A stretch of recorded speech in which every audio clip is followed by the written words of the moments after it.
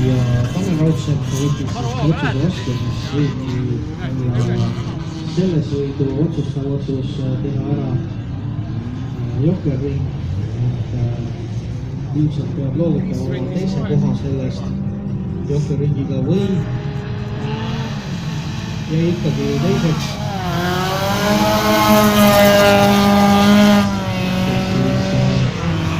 Chris Soe ette.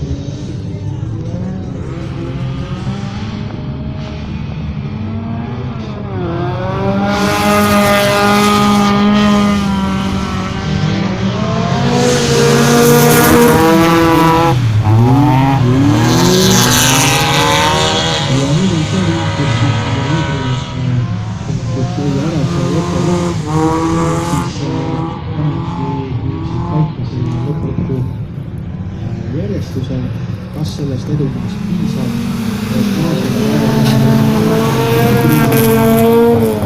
või mitte,